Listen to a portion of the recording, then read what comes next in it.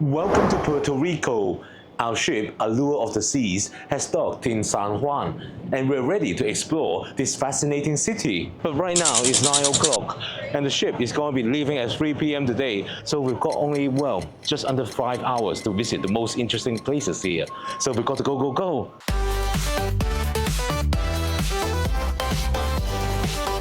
Luckily, we're docked right at Pier 3 in Old San Juan, so many of the main sites are within easy walking distance. It's actually quite wild today. We've got 4 other cruise ships in alongside us, so it's gonna be a busy port day.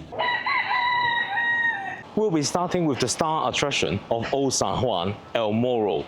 Its full name is Castillo San Felipe del Morro, and it's a huge 16th century Spanish fortress that protected the city from pirates and invading fleets. But while we're walking over there, let me introduce myself. I'm Ken, and this is Steve.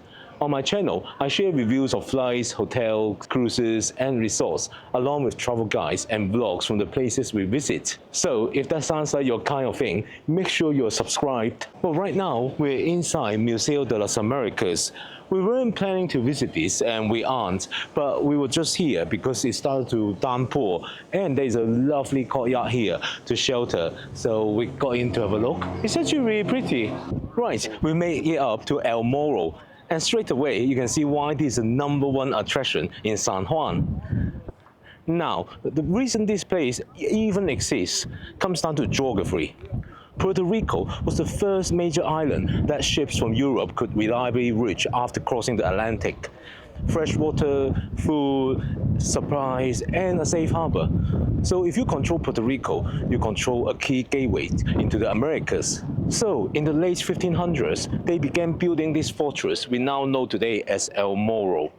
It's actually considered the oldest Spanish fort in the New World.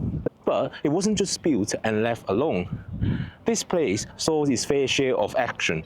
Sir Francis Drake tried to take it in 1595 but failed. A few years later, the English did manage to capture this for a short time. And then in 1625, the Dutch laid siege to it, but they couldn't take it either. After that, the Spaniards kept expanding and strengthening the fort bit by bit for more than 250 years. By the time it reached its full size, around 1790, it has a reputation as one of the most fierce fortifications in the Spanish colonial world. And when you're standing here, you can really see why. Some of these walls are about 15 feet thick. That's huge stone, and you can easily imagine cannons lined up here, watching the horizon for enemy ships approaching the harbor. But we're now gonna go in and head up to the top of the fort and walk along the ramparts, because from there, you'll get some of the best panoramas in all of San Juan. Before we head inside, just a quick practical tip. All the historic sites and forts here are run by the National Park Service, and one ticket covers entry to El Morro and a few other forts as well. It's $10 per person, so that's pretty good value if you are planning to see more than one site. But out in front of us, the Atlantic just stretches away into the distance. And behind us, you've got the colorful rooftops of Old San Juan climbing up the hillside. Right, we have been seeing these 3 flags, and we just read about it. The first one on the left is actually the Burgundy Cross. The Burgundy Cross was the Spanish military flag that flew here during most of the Spanish colonial period. And of course, the one in the middle is the Puerto Rico flag. And just in case you're wondering, after being nearly unbeatable for centuries, this place eventually became outdated by modern warfare around the Spanish-American War in 1898. Naval guns has gotten more powerful, and the US defeated Spain, ending Spanish colonial rule in the Americas. Okay, we're now gonna go down to level 4 to see all the artilleries. Well, in case you're wondering whether it's worth coming down to level 4 to have a look, well, definitely it's well worth seeing the fortress. It's so imposing looking. Wow, After visiting the battery, it's time to head to our next attraction, which is the Castillo San Cristóbal, which is covered in the same national park ticket. So let's head over there. But this is the second major fort here in Old San Juan, and it played a very different role to El Morro. While El Morro protected the city from attacks by sea, San Cristóbal was built to defend against attacks coming in from land, especially from the east. It was actually one of the largest military fortifications the Spanish ever built in the Americas. So let's go and take a look.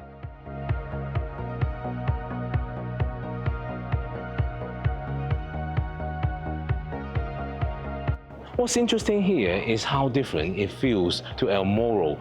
There are tunnels, outer walls, and all these layered defenses designed to slow attackers down before they even reach the city. Oh, Steve, we have got to level 3, the observation area. There's an amazing view here. I'm going to show you. That's El Morro. We were just there and we walked all the way to here. But the view here is amazing, particularly the beach over there. The beach here is not known for like quiet swimming or snorkeling. Probably more likely surfing. You can see the waves. But right behind me, there's an observation post. We'll go inside to have a look. This is to detect position and range of enemy ships, and it was built during World War II. So while this site is not as big as El Morro, it is actually kind of in the middle of San Juan, so you get a great panorama for every direction around. And we're about to approach the southern end of this observation level, where we'll be able to see all the cruise ships that are docked here today.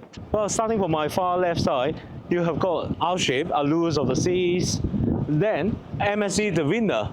They are docked right next to us, blocking all the sunlight.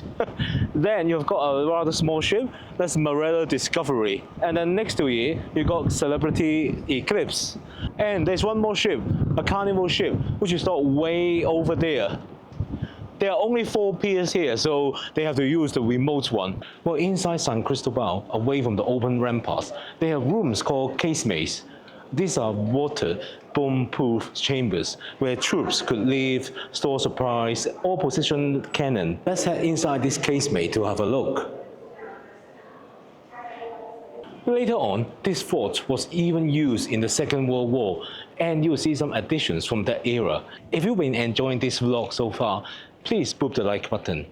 It really helps the channel. And if you haven't subscribed yet, please consider doing so. So, we finished with San Cristóbal.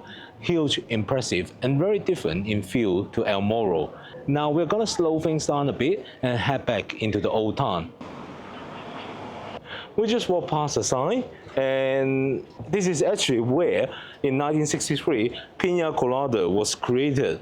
But right now we're in Calle de la Fortaleza, and this is popularly known as Umbrella Street.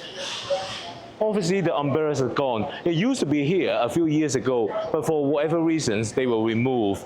But now, well, you've got a Christmas tree here. So next, we're going to visit the main cathedral here in San Juan. It's one of the oldest churches in the Americas, so it's a nice way to balance out all the military history with something a bit more peaceful. This church dates back to the early days of the city, and parts of it go back more than 500 years, although it has been rebuilt and restored several times after storms and fire. Inside is beautifully calm and simple. It feels like a real escape from the heat and the busy streets outside.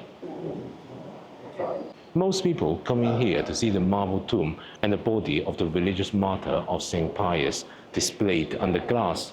One interesting thing about this cathedral is that it's a resting place of Juan Ponce de Leon, the Spanish explorer who played a big role in the early history of Puerto Rico.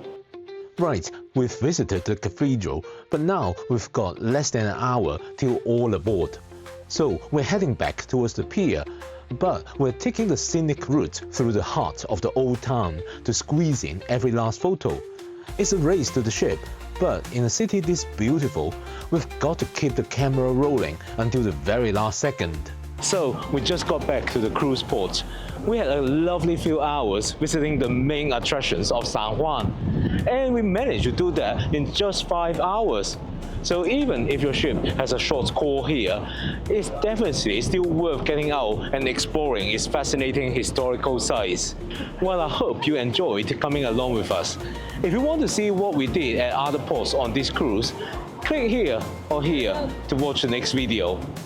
We had an amazing itinerary on this cruise, and I think you will enjoy these other places too. I'll see you over there. Happy cruising!